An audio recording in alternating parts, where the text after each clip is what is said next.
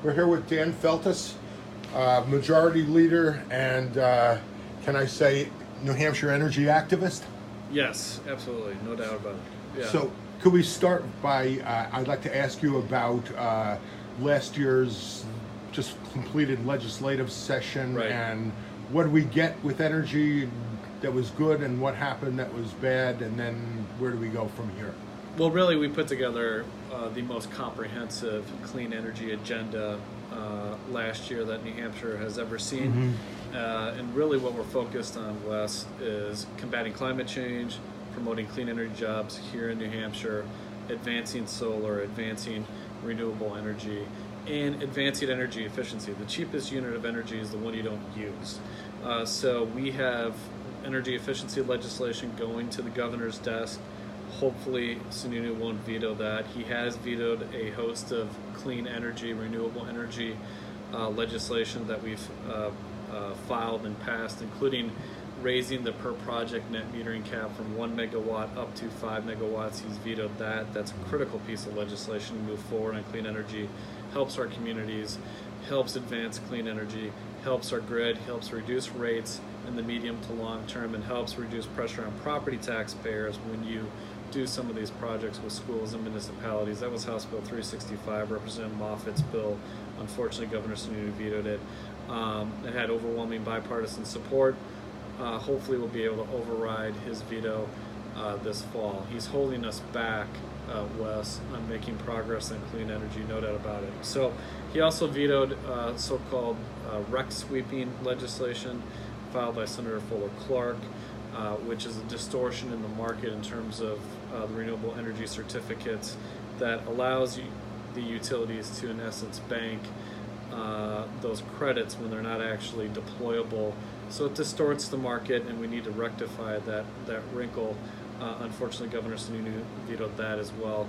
We have a bill, Senate Bill 168, my bill, which ramps up new solar within the RPS up to 5.4% by 2025. It's important to note that that's still about half of our neighboring states. We've been way behind in supporting over 1,000 solar jobs in New Hampshire and helping to really move forward on solar. So critical to reducing rates, supporting our local economy, and combating climate change, and we have a role here in New Hampshire to do that. So Senate Bill 168 will be heading to Governor Sununu's desk fairly soon. Bill I filed, and hopefully he'll sign that bill or let it become law without a signature. The rumblings are that he may veto that as well. We have a bill, like I said, energy efficiency bills on their way to Governor Sununu. We also have Senate Bill 165 is a bill I filed, the Low Income Community Solar Act of 2019, to help expand access to solar savings for low to middle income households, including community solar, which is something we started a few years ago under Senate Bill 129, a bill I worked on, and we've advanced community solar. This bill 165 would allow for on-bill credit for group net metering projects, which is a barrier to the advancement of group net metering. And it will also incentivize community solar by having a 3-cent per kilowatt adder with respect to low to middle income community solar projects, and help reduce some of the other barriers on community solar. I worked with members of the Office of Strategic Initiatives as well as the Governor's Office on a compromise on that, and so I'm fairly confident Governor Sununu will sign that bill. There's also Senator Fuller Clark's bill to go to 60% renewable by 2040. That's been retained by House Science, Technology, and Energy Committee, and that will be worked on next year. And there's also a bill I filed, Senate Bill 286, municipal aggregation. It's a Community Power Act of 2019, enabling our communities to take control of their own energy future by doing aggregation, doing local projects and local solar projects. And when you have so many communities really investing in solar and renewable energy by, either on at their landfill and ground-mounted solar, or on their fire stations, like what's going on in Hopkinton, so many communities are really advancing this and doing an aggregation bill with the support of so many of our friends in the community, from Conservation Law Foundation to across the board clean energy advocates is really important. And municipal association also supports it because it is really about empowering our communities to take control of their own energy future. It shouldn't just be this at the state level.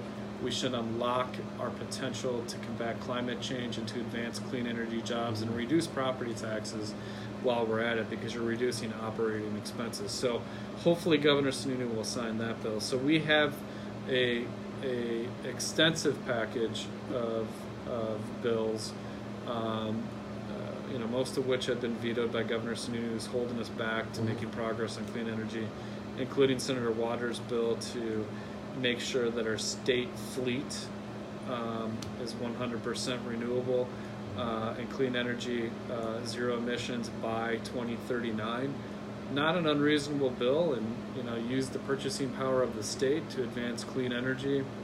And set an example. And set an example, no doubt. And Governor Sununu vetoed that. So he is the lone barrier to real meaningful progress on clean energy here in the state of New Hampshire.